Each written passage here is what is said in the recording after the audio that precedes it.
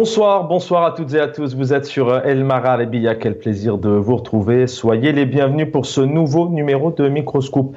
Quelques semaines à quelques mois de cette élection présidentielle, échéance électorale d'une ultime importance, notamment pour les Algériens et les Algériennes, des Algériennes qui, on le rappelle, sont sortis en nombre et par millions en Algérie, mais aussi au sein des quatre coins du globe, pour justement espérer, souhaiter un changement de système, un nouveau pouvoir, tout simplement vivre libre d'expression, vivre dignement. C'est ce qu'a souhaité le peuple algérien et c'est ce que souhaite le peuple algérien depuis plusieurs décennies. Certains parlent même d'indépendance territoriale, puisqu'on sait que l'Algérie, donc en 1962, est sorti le colonisateur, mais pour plusieurs millions d'Algériens et d'Algériennes, aujourd'hui, l'Algérie est loin d'être indépendante. C'est toujours le même pouvoir, toujours le même système. On rappelle, et on en parlait encore hier, que le président actuel, Abdelmadjid Tebboune, n'est pas un arriviste. Il faisait partie en tant que ministre. Il a longtemps collaboré aux côtés d'Abdelaziz Bouteflika, qui, je le rappelle, donc a été au pouvoir pendant 20 années et qu'il a même souhaité un cinquième mandat. Et grâce à la rue, grâce aux Algériens et aux Algériennes, il a dû donc prendre donc un départ, tout simplement démissionner. Nous allons revenir effectivement sur cette nouvelle Algérie, mais ces détenus, voilà, il y a encore beaucoup de détenus d'opinion politique, certains malheureusement dont on ne connaît ni le lieu où ils sont incarcérés, ni leur nom, leur prénom. Certains n'ont pas encore vu d'avocat, certains n'ont même pas été entendus, d'autres sont encore derrière les barreaux, d'autres subissent une ISTN, une interdiction de sortie de territoire national, et puis d'autres malheureusement sont aussi encore victimes, soit d'aller pointer régulièrement au sein des casernes, au sein de gendarmerie. Et pour certains, ils doivent subir le report de leur procès.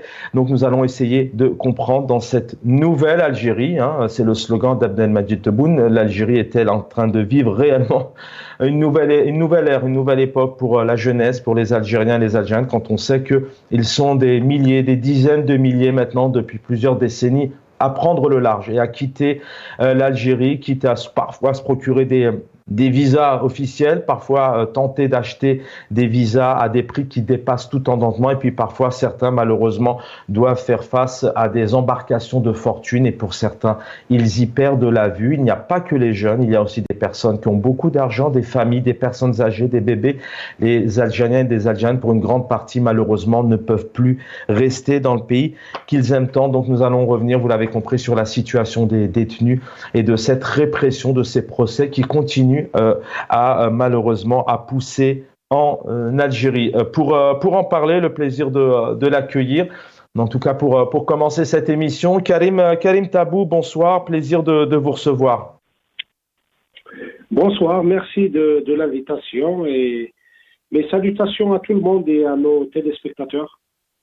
Merci Karim Tabou, je le rappelle, donc UDS, opposant politique, détenu longtemps, et puis on le rappelle que vous allez nous le rappeler, mais voilà, tous les lundis matins, vous êtes malheureusement contraint, d'abord vous ne pouvez pas quitter le pays, vous êtes contraint d'aller pointer, et puis je rappelle qu'hier, donc l'un de vos procès a eu lieu, donc le procureur requiert ici 1 an de prison ferme, 100 000 dinars d'amende.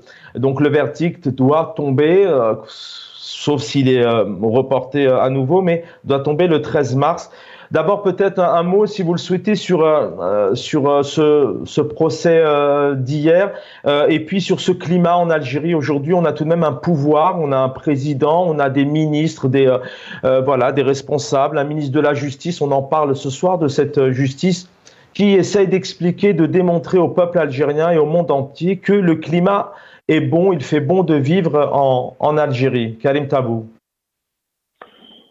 Oui, merci. D'abord, je tiens à faire des petites corrections. Dans votre présentation, vous avez évoqué l'échéance électorale qui intéresse les Algériens. Je ne le pense pas. Les Algériens ne sont pas intéressés par cette élection parce que, en tout cas, ils savent très bien que les conditions actuelles, qui sont les mêmes d'ailleurs que les conditions des élections du 12-12, peut-être pire encore, puisque depuis le 12-12, il y a eu toute une législation liberticide contre les médias, contre l'action syndicale, contre l'action politique, contre l'action associative. Et derrière, il y a toute une toile de barrières qui sont dressées. Et finalement, nous pouvons le dire et sans risque de nous tromper, cette élection intéresse le pouvoir et ses clients. Et nous avons bien vu que le processus est enclenché, comme si le pouvoir, si on faisait un regard par rétroviseur, nous allons nous apercevoir de deux choses. Le pouvoir essaye d'effacer de la mémoire des Algériens, de la vie politique de ce pays, tous les épisodes qui le gênent, qui le dérangent. Et on voit très bien qu'après avoir tenté de falsifier l'histoire en faisant...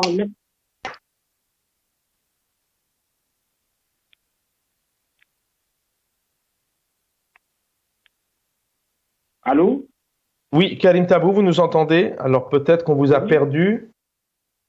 Non, je vous entends. Je vous en prie, très bien, je vous en prie. Donc je disais que le pouvoir essayait par tous les moyens d'effacer tous les épisodes qui n'arrangent pas de l'histoire de ce pays, à commencer, si je me limite à l'après-indépendance. D'abord, il veut mettre des voiles sur les conclusions du congrès de la SOMAM et les espoirs du congrès de la SOMAM et ce que devait être donc l'Algérie indépendante conformément aux résolutions du congrès de la SOMAM. Vous savez très bien qu'après l'indépendance, il y a eu une série de coups d'État et de nos jours, nous sommes encore dans la même logique. Et puis, il y a eu également la première élection démocratique qui est venue à la suite du printemps de 88.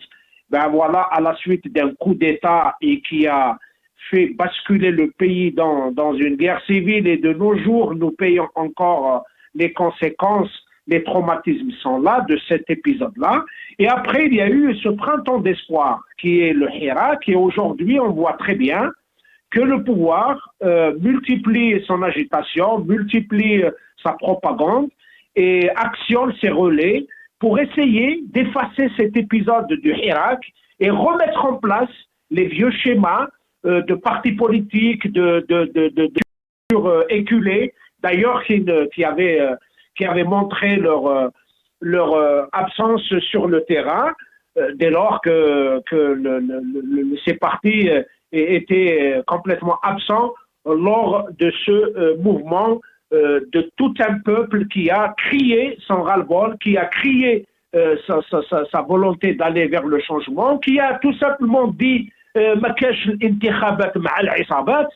et qui a dénoncé tous les procédés manipulatoires, notamment le trucage des élections, la falsification de l'histoire, le mensonge économique, la corruption, les régionalismes, tous ces éléments-là qui ont toujours été l'identité du pouvoir, les éléments constitutifs du pouvoir, les bases sur lesquelles repose le pouvoir. Et voilà, de nouveau, le pouvoir essaye de cacher cet espoir, de l'empêcher d'exister, et il remet en surface les vieilles méthodes d'élection qui est jouée d'avance, nous le savons tous, et voilà, avec des clients qui vont être également recrutés. En tout cas, nous avons l'habitude, le peuple algérien le sait, nous n'avons plus besoin de l'expliquer dès lors que le peuple algérien l'a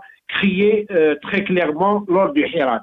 Le deuxième élément, vous avez parlé de ce slogan qui revient à chaque fois dans nos discussions, qui revient dans les médias, la nouvelle Algérie. Bizarrement, et d'ailleurs je vous invite à faire ce petit exercice, vous allez vers le satellite Nilsat, vous allez chercher, vous allez trouver sur les chaînes égyptiennes, et il y a un slogan, la Nouvelle République.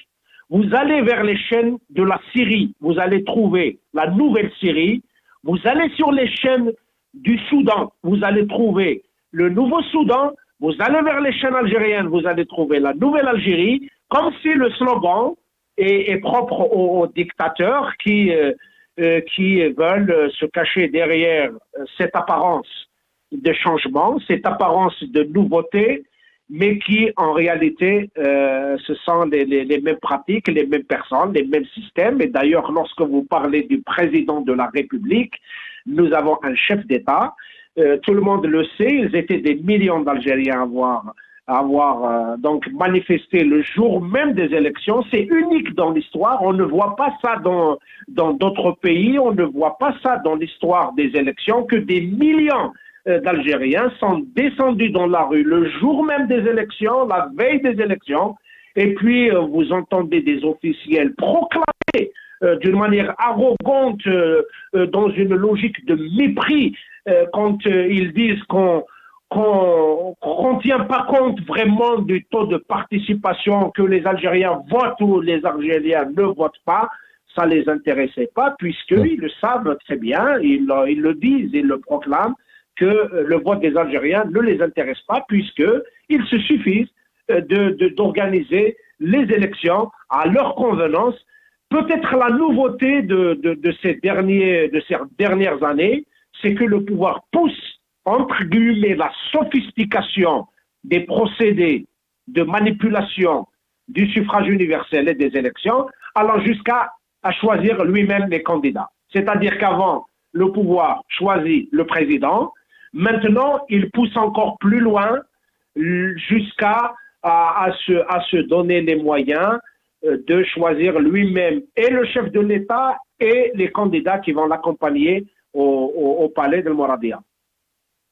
Karim Tabou, je profite de votre présence. On va revenir sur le climat d'abord de cette répression d'une certaine manière, ces procès, ces reports, et vous êtes concerné. Mais je voudrais quand même profiter de votre présence pour aussi vous faire réagir. Vous parliez de ces éléments, c'est vrai que derrière, quand on parle du pouvoir algérien, il y a plusieurs éléments qui reviennent. Cette corruption, ce système, c'est toujours le même, etc. Enfin, vous venez d'en évoquer quelques exemples. Mais quand on voit notamment la PS hier qui vante les mérites du président algérien, l'autonomie stratégique. On a consacré tout un numéro hier soir, mais c'est bien que vous réagissiez peut-être là-dessus, parce que à vous entendre, effectivement, c'est qu'Al Mouradia ne vit pas du tout dans le même monde. Ici, on parle d'un président qui a pour priorité une quête d'autonomie stratégique à tous les niveaux, l'énergie, l'alimentaire, l'eau, le minerai, l'hydrique.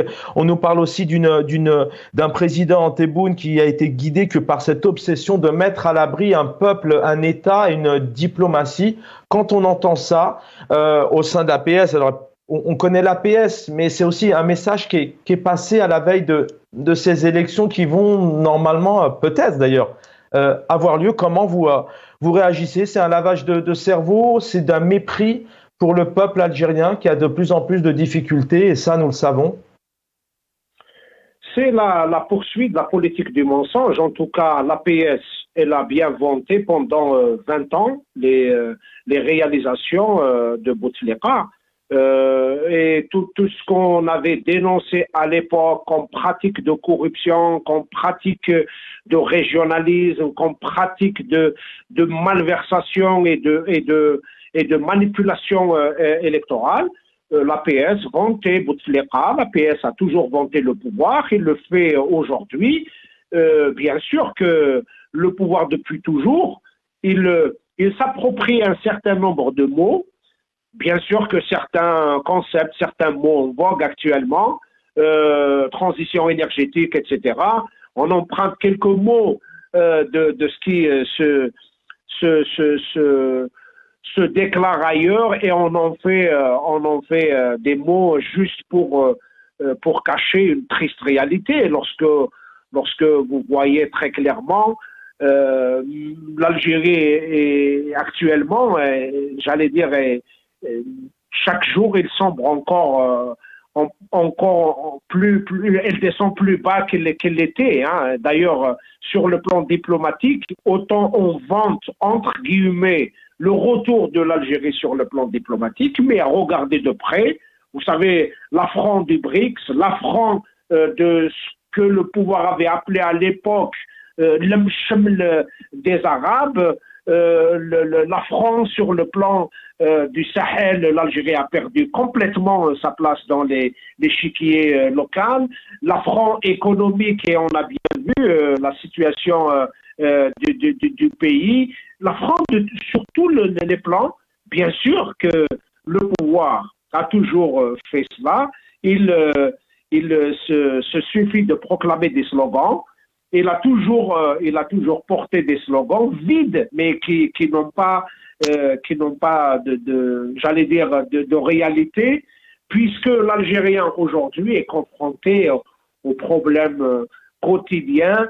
Lorsque vous parlez aux citoyens algériens par rapport à la vie chère, par rapport aux difficultés d'accès à l'eau potable dans beaucoup de régions du pays, l'état de nos villes, l'état de saleté, de tous les problèmes auxquels sont confrontés les Algériens, lorsque vous voyez le réel et vous écoutez les discours de mensonges des officiers, vous allez vous apercevoir, effectivement, il y a deux Algéries. Il y a l'Algérie officielle, l'Algérie de Club des Pins, l'Algérie de la présidence, l'Algérie des quartiers, des résidences d'État. Bien sûr que dans ces quartiers-là, l'État se soucie du bien-être des gens qui y habitent, bien sûr. Lorsque vous voyez l'état de nos quartiers, au niveau de la capitale, dans les grandes villes, à Constantine, à Oran, à Annaba, à Tizi Ouzou, partout, il a suffi d'une pluie de 2 jours et voilà, tous nos quartiers sont inaccessibles. Les gens ont vécu le calvaire. Lorsque vous voyez à l'épreuve des incendies, eh ben, c'est la menace permanente, c'est la menace sur la vie des gens. Lorsque vous voyez l'arrivée des périodes estivales, d'été, etc., les gens ils s'angoissent sur l'absence de l'eau, le manque de l'eau, l'inaccessibilité aux choses les plus élémentaires de la vie. Et vous voyez très bien qu'il y a effectivement une Algérie réelle qui est l'Algérie des laissés pour compte, l'Algérie des laissés pour toutes ces misères-là. Et il y a une Algérie qui est constituée des affairistes, une Algérie qui est constituée des clients et qui considère que cette situation les arrange d'une certaine manière. Donc, bien que la liberté d'expression est... On y vient. On y vient dans un instant, Karim Tabou. Restez avec nous. On va y revenir, bien évidemment. Et merci infiniment d'avoir donné un peu le cadre avec vos analyses, votre expérience un peu de cette situation un peu générale sur un contexte très particulier que vivent les Algériens. Dans un instant, donc, nous allons accueillir Montasser Ouboutaloun, qui est journaliste et écrivain, historien, que nous avons le plaisir souvent de recevoir. On va juste réécouter tout de même le président algérien, on le rappelle, 4 ans au pouvoir. Une Algérie qui est décriée, qui fait polémique, plusieurs personnalités, chercheurs, écrivains, journalistes, penseurs, des députés, des sénateurs, aussi des rapporteurs, rapporteuses donc qui ont été envoyés par l'ONU, qui vraiment crient au scandale concernant cette liberté d'expression, ces détenus d'opinion. Alors, mais d'un côté, on a aussi un président algérien qui propose aux Algériens de faire de la politique, de monter des associations, enfin de s'exprimer tout simplement. Voilà, un président algérien qui, pour lui, les prisonniers d'opinion n'existent pas. C'est un mensonge, même du siècle, si je me souviens bien. أولا المسجونين تاع الرأي هذه أكذوبة القرن. ما عندناش مساجين تاع الرأي. أنا الإنسان اللي يسب ويشتم وهذا يتعاقب بالقانون العام مهما كانت صفته. الحصانة موجودة إلا المنتخب من طرف الشعب، النائب ولا العضو ولا الشمال. وداخل قبة البرلمان فقط سيطرة. وحتى هذول ترفع عنهم الحصانة في بعض الأمور. صحيح. أنت الوظيفة تاعك ما يعطيكش حصانة باش تشتم فلان ولا تشتم الأمير عبد القادر ولا تشتم هذا ولا تشتم مؤسسات الدولة ولا مهما كانت. Voilà, de retour sur Microscoop ce soir, nous revenons sur la situation au pays, mais notamment sur cette échéance qui doit normalement arriver, mais aussi d'un autre côté cette répression qui continue, peut-être en silence, puisqu'il y a énormément de procès. Lisez la presse, des ONG en parlent, des presses internationales en parlent aussi, et un pouvoir qui continue ces procès, mais des procès qui concernent des militants du Hirak, des militants politiques, ceux qui ont envie de faire changer les choses. Et souvent, c'est aussi des reports à n'en plus finir. Quelle stratégie il y a derrière, quelle logique du pouvoir il y a derrière tout ça. On va retrouver dans un instant Karim Tabou, mais on va donner la parole et remercier et saluer Montasser Oubtroun. Bonsoir, merci d'être là. Bonsoir. Merci infiniment de nous consacrer ces quelques minutes. Montasser Oubtroun, journaliste, écrivain, historien aussi, vous connaissez très bien cette Algérie. Aujourd'hui, on s'intéresse particulièrement cette liberté d'expression, ces détenus, ces procès qui continuent, qui souvent sont reportés. Y a-t-il une stratégie du pouvoir derrière, peut-être de manipuler, sans spéculer, mais peut-être de manipuler cette justice, de l'utiliser peut-être pour se protéger aussi, pour montrer aussi aux Algériens, aux Algériennes, clairement attention à ceux qui s'engagent un peu dans un certain langage, une certaine activité politique, par exemple? Écoutez, laissez-moi commencer par Je vous en prie. Un appel téléphonique que j'ai reçu de Amir Khdar Bourga quelques heures avant son arrestation. Il était dans un groupe, là, le Hirak, etc. Il y avait beaucoup de faisceaux, de propositions. Et il était avec un groupe, ce qu'on appelle de sages, qui ont commencé à discuter. Il appelle Asma Arwah Aousaï Mkhayarou Al-Raïs. لازم تجي. Il a appelé aussi notre ami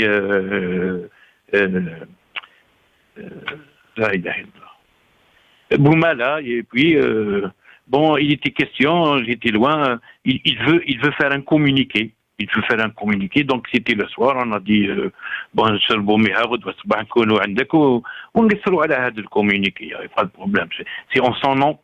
Et puis même pas une heure après, il a été arrêté par le boy de Gates, enlevé, et on connaît la suite. Donc le problème de Amir Khdar, il était confiant qu'on arrive au moins maintenant à une structure de candidature pour peut-être faire une élection, ce qu'on peut appeler réellement une élection, chose qui s'est déroulée depuis la seule élection, c'était le référendum du 1er juillet, et puis depuis rien jusqu'à aujourd'hui, et on essaie encore de nous emmener en bateau. Et on a un Hirak, justement, quand j'entends les analyses, la situation, la santé, l'hygiène, l'enseignement, tout va mal. Mais le Hirak n'a rien revendiqué.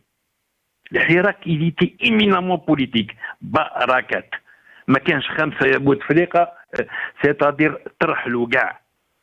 ما قال donnez-nous de l'argent, réglez, il n'a rien demandé. Il a dit, ça y est, vous êtes périmé, on doit passer à autre chose. Et c'est cette revendication politique qui fait, à mon sens, aujourd'hui, que le pouvoir ne tolère même pas un avis différent, pas un avis opposé. Donc il a sa chanson, il mobilise tous les moyens de l'État, et on est dans la pire manipulation pour toutes les informations. On n'a pas d'informations. L'Algérie est devenue un pays où il est impossible de pratiquer quelque chose, ou un métier qu'on pourrait appeler journalisme. Il n'y a aucune marge de manœuvre.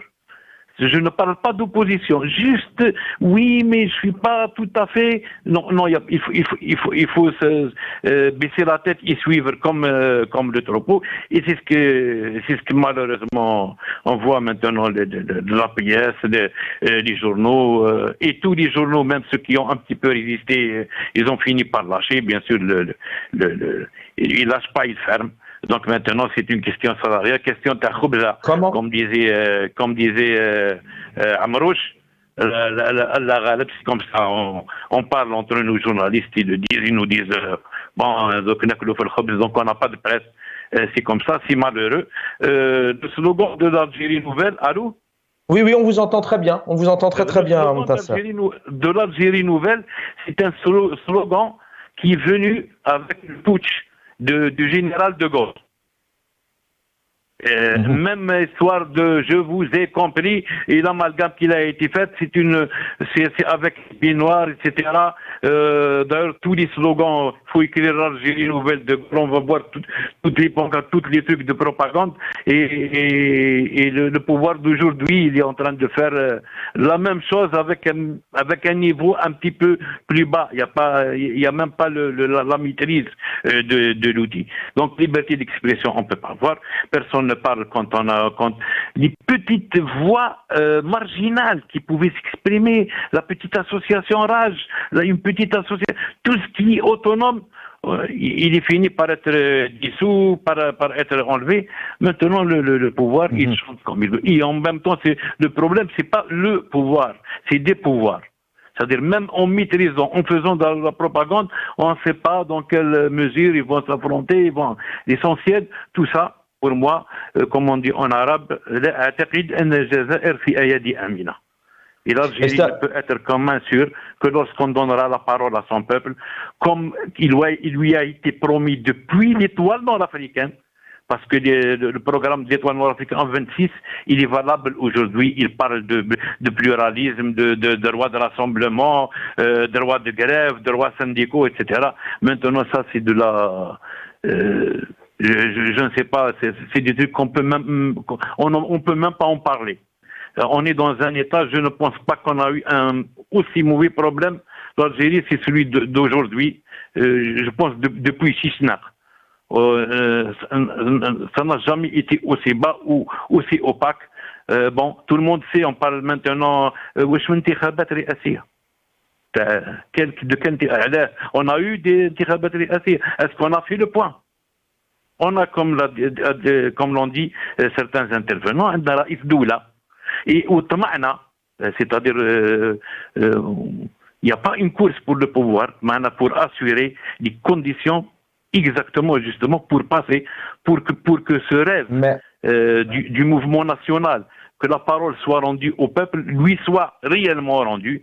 Et avec ce qui se passe, je ne pense pas que c'est demain la veille, malheureusement. Je reviens à vous dans un instant, Montasser Oubetroun. Karim Tabou, après ces quelques éléments effectivement de contexte du quotidien d'un point de vue général en Algérie, le climat aujourd'hui. D'abord, vous faites partie des personnes qui, je le rappelle, sont interdites de sortir d'Algérie. Vous devez pointer tous les lundis matins. Donc hier sur un de vos procès, donc le procureur requiert une année de prison ferme et 100 000 dinars.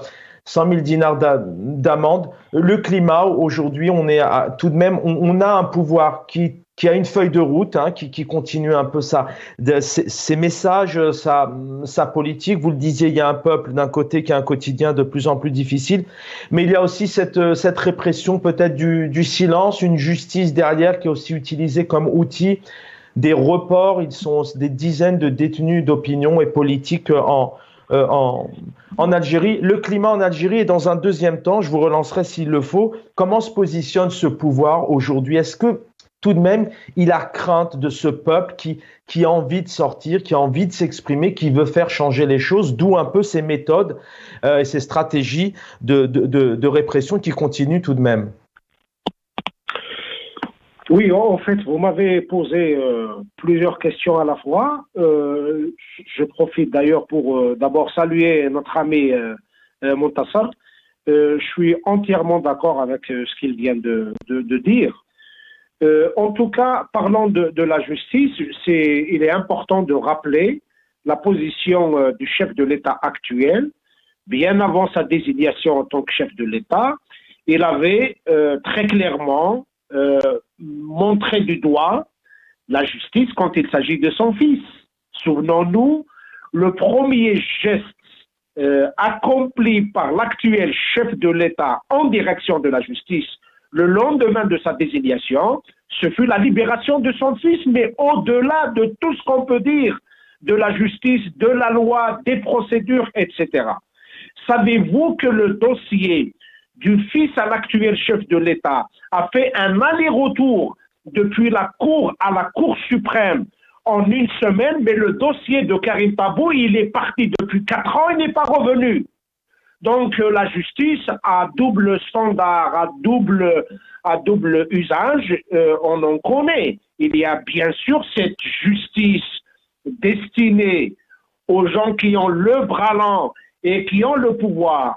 Les juges sont là à exécuter ce qu'on leur demande d'exécuter. Et de l'autre côté, également, il y a tous ces Algériens qui sont menacés, qui sont poursuivis, qui sont harcelés, qui sont intimidés. Et malheureusement, la justice dans les États démocratiques, censée protéger les libertés des gens, censée protéger les personnes et les biens des personnes, leur liberté, malheureusement, et j'ai pas peur de le déclarer, la justice en Algérie est devenue un instrument entre les mains du pouvoir, et le pouvoir se sert sans modération, il se sert contre les enseignants pour interdire les grèves, contre le syndicalisme pour se pratiquer, contre la politique quand il autorise qui il veut, il interdit qui il veut, il met qui il veut en prison, il arrête qui il veut. En tout cas, maintenant, nous n'avons pas à nous étaler sur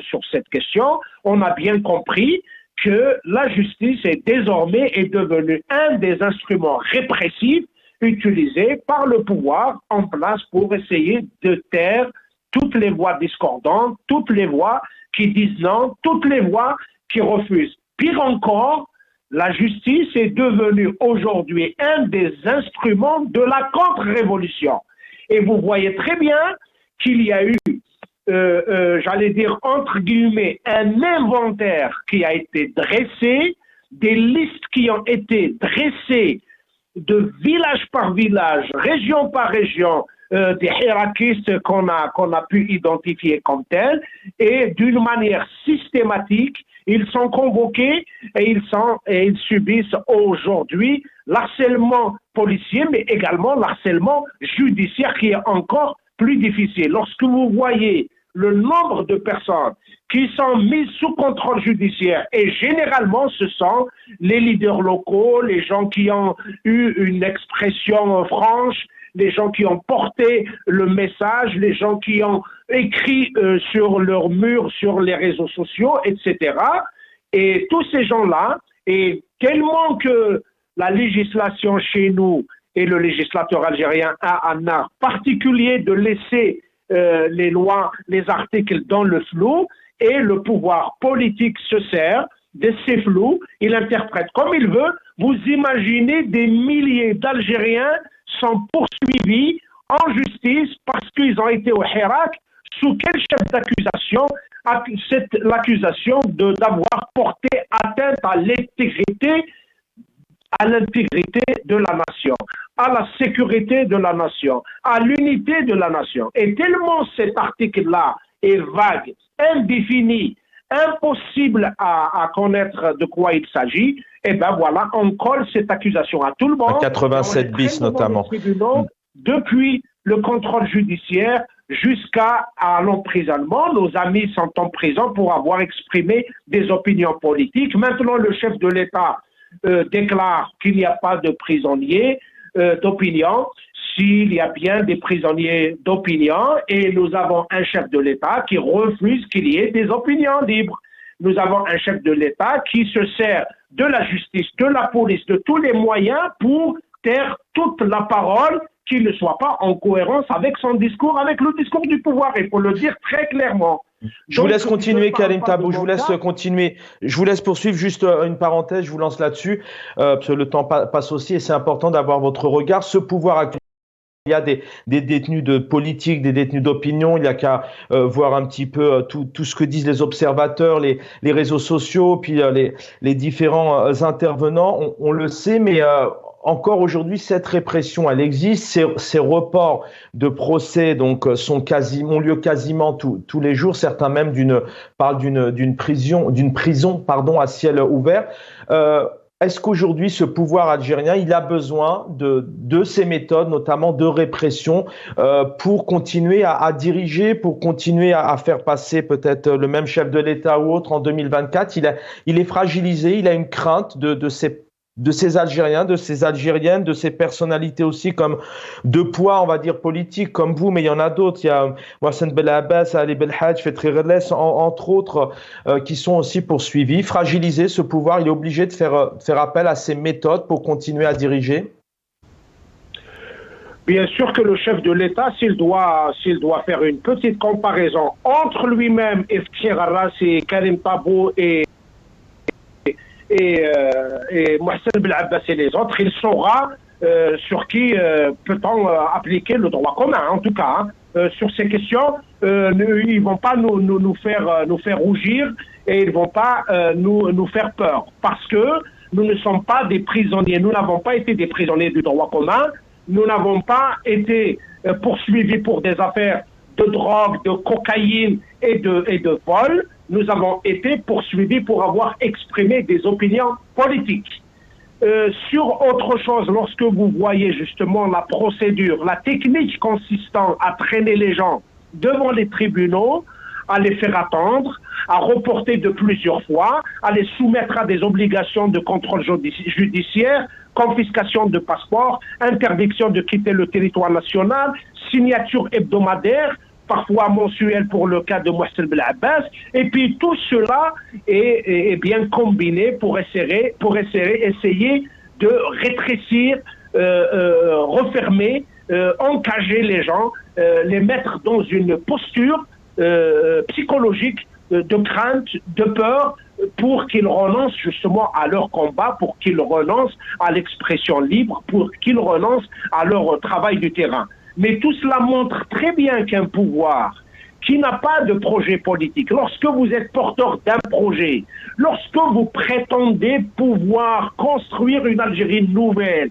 sur des mœurs nouvelles, lorsque vous prétendez être capable de porter l'Algérie au niveau mondial, au niveau international, au niveau régional, vous n'avez pas besoin de recourir à ces procédés éculés de dictateurs des années 70.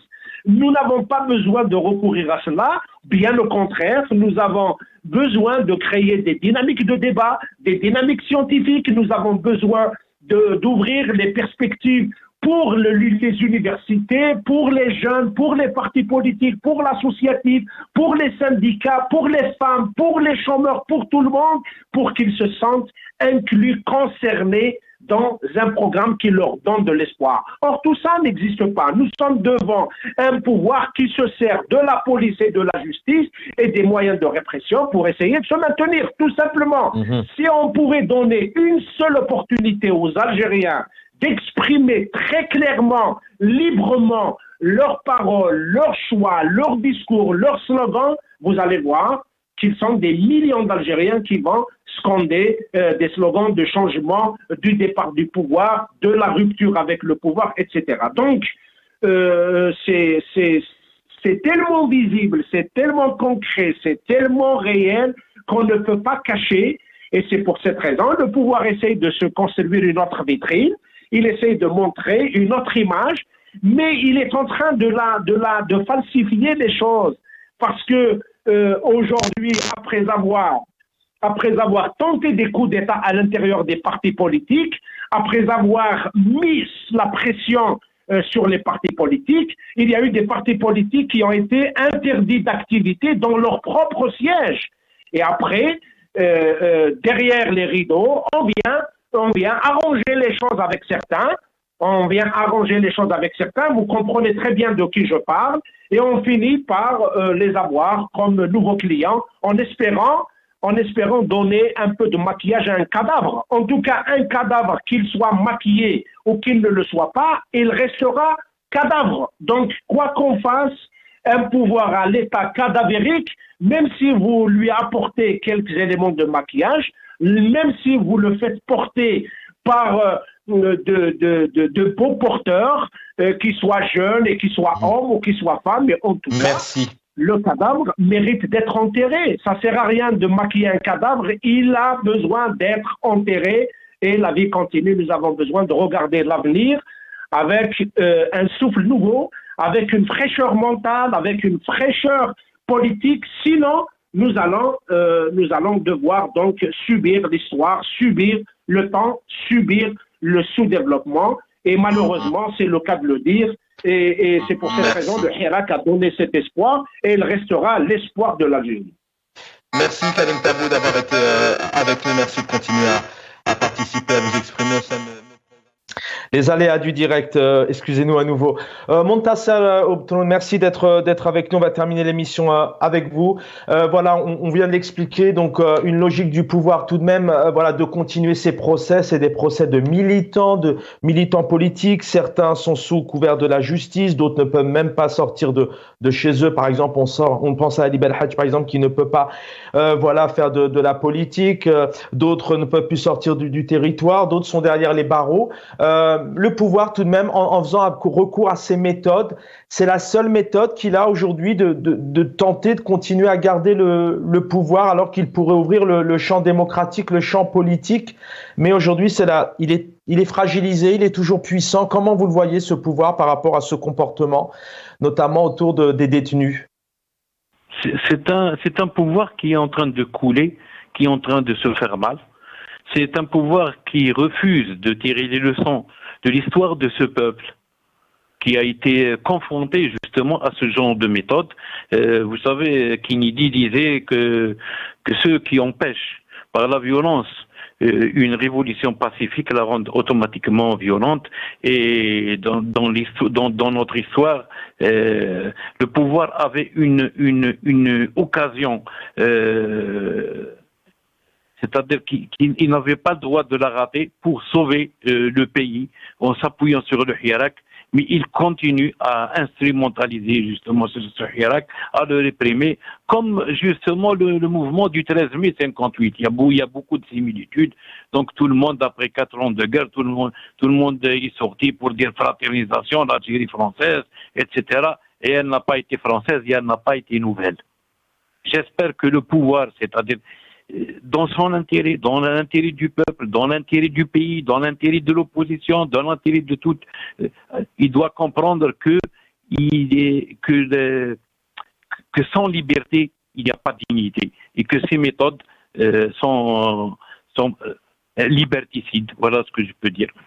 Est-ce qu'on peut penser, encore 2 minutes, je profite de votre expérience aussi en tant qu'historien, est-ce qu'on peut penser, d'où peut-être la crainte aussi d'un pouvoir aujourd'hui déstabilisé qui est en train de perdre ses codes avec cette mouvance, un Hirak qui est toujours en mouvement tout de même sur les réseaux sociaux, avec vous, des historiens, des invités, des hommes et des femmes politiques. Est-ce on peut penser que le Hirak, les Algériens tout simplement sortiront dans la rue pour dire non à un deuxième mandat? C'est une des craintes du pouvoir aujourd'hui?